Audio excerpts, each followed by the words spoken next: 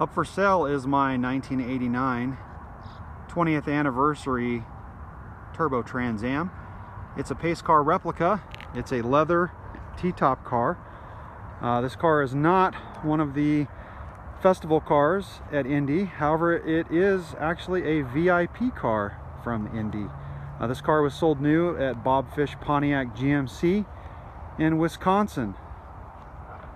This car was at the track because the dealership was tied to them because they provided GMC truck chassis to Nomar, and that was to provide rescue and tow vehicles for the Indy 500.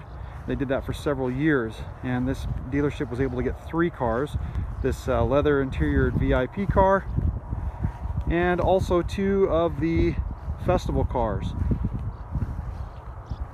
This car is in awesome condition. It's a Survivor.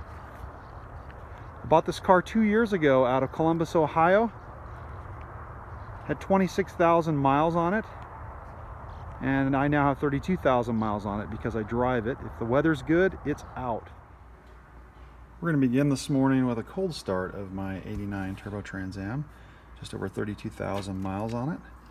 Show that it doesn't smoke or anything like that, so I'm going to go ahead and fire her up. In case you were wondering, this is car number 851. Car sounds awesome on a cold start. Car drives awesome. It shifts hard. This car is not giving me any problems. With an originally tested car and driver 0 to 60 time of 4.6 seconds, this car is still fast. This car is in unbelievable shape for a Survivor. It doesn't have any door dings or any significant scratches or blemishes on the paint. I give the exterior a 9 out of 10. And the reason I give it a 9 out of 10 instead of 10 out of 10 is it does have a few little things that I will point out. Number one is the yellowing of the paint, which doesn't matter if the car is got 400 miles on it or if it's got 80,000 miles on it. For whatever reason, this white paint seems to yellow just a little bit, and it has that. Little spider crack right there by the license plate and on the other side by the license plate. Other than that, the back of the car is perfect. On the left front corner down low is this little touch-up mark along with a couple of rock chips underneath the fog light and a little black blemish next to the fog light. Those are very, very small. But the front of the car is pretty void of any rock chips or anything like that. The car looks fantastic. In fact, all the wheels on this car are perfect with no paint peeling or anything like that. No curb rash except for one, and I will show you, and it's very, very, very minor. As I come down the other side of the car, I come to the wheel that does have a little bit of a blemish on it, and if you look very, very closely here by the valve stem, there's just a little bit of curb rash there on the edge of the rim, but as you back up, you can't even see it. So it's not like your typical curb rash that the rim looks beat up. Front rim is perfect. All the emblems on this car are in fantastic condition. They're all there. This car has all the original PAS stickers.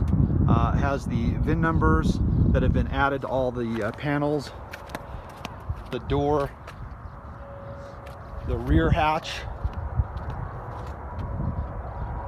and also the passenger side door. This car has the original exhaust tips. The interior of the car is absolutely immaculate. I give it a 9.5 out of 10. Door panels are perfect. Interior is perfect. Every switch in this car works. I can't think of anything in this car that is not in proper working order. The driver's seat is the deduction. It has the typical wear that you see on the bolster, and also there's starting to get a little bit of wear on the bolster of the passenger seat. Inside the car I've installed a turbo boost gauge and also a scan master down lower to the right. And again, on this side of the car you can see the interior is just immaculate. The back seats have probably never really ever even been sat in. The headliner doesn't sag or anything like that. The weather stripping for the T-tops is in excellent condition. I'd like to tell you that the T-tops don't leak, but every time you wash the car, you'll get just a couple drips inside. It doesn't leak like some of them that I've seen, but it does leak just a little bit. The back hatch and T-top bag are in perfect shape. The T-tops are glass. They're also in perfect shape. The rear motor for the hatch works great, so you can close it softly. The power antenna works great. All the speakers for the stereo work great. It doesn't have any problems going up or coming down. This car runs and sounds very, very good. Idles very, very smooth. In fact, the AC has already got a little bit of condensation on it. This car does have a stock turbo tweak chip on it, which improves the idle. Sounds very good. The air conditioner has been upgraded to the new coolant, and it runs great. The air conditioner in this car has not given me any problems whatsoever. I charged it a couple of years ago just to make sure that it had a full charge when we drove it 2,000 miles across the country from Columbus to Idaho when I bought the car, but the air conditioner's worked flawlessly ever since. When I got this car back to Idaho, I changed all of the fluids, not just the oil, which has been done on regular intervals with synthetic, but I changed and flushed out the brake fluid, the power steering fluid, the transmission, the radiator, and also the rear end on this car. They were all in pretty good shape as far as the fluids were concerned, but I had no idea how long it had been since they've been changed. I've also replaced the hood liner with a new one. I've tried to keep this car stock as much as possible. It has the original intake and air box. Also has the original stamped Turbo Trans Am plug wires.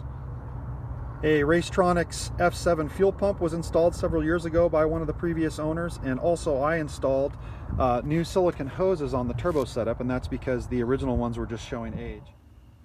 The original wastegate actuator seemed a little bit sluggish, so I replaced it with this adjustable one. It's just set to the stock 16.8 pounds, and I will include the original one in the box of parts that come with the car. The headlights on this car work great.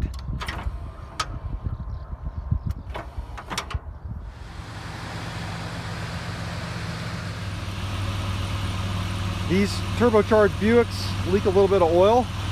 Pretty much all of them do. Here's mine. I moved it backwards so you can see there's a little drip there on the ground. I know people joke around, they say if it doesn't leak oil, check the oil because it's out of oil. I do have all the gaskets to fix it, but I've been told as soon as you fix it, it's just going to leak again. The decals on the doors are reproductions. I have the originals in a box, so if you wanted to remove those, they've only been on the car for about a year, so there shouldn't be any fading of the paint on the door. The windshield banner is original, and again, the windshield is free of any rock chips. Here are some of the items that will go with car number 851 if you choose to buy it. I have the owner's kit that has the original door and windshield decal that were never installed. I have also the tape still in cellophane. I have the letter, the owner's manual, including the supplement. I also have the original keychain that's never been used, and they're still in the box, which is in pretty good shape, although the middle display is starting to sag a little bit from age.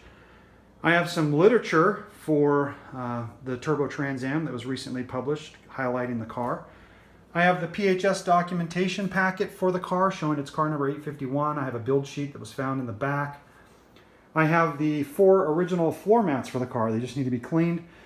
They're in fairly decent shape. I have the service manual and service manual supplement for the 89 Turbo Trans Am. I have a reproduction of the window sticker.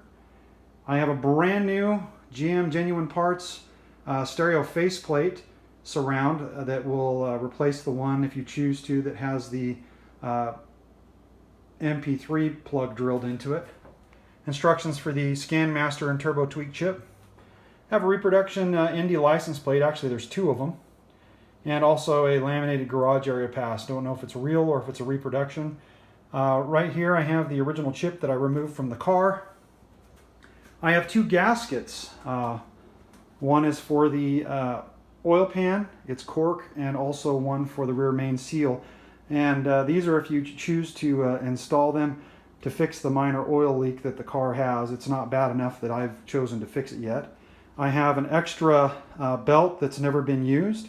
I have the original wastegate actuator, an extra rear brake light. I have the oil cap that's been replaced with a breather, and also the oil vapor system is here. I think it's part of the PVC system.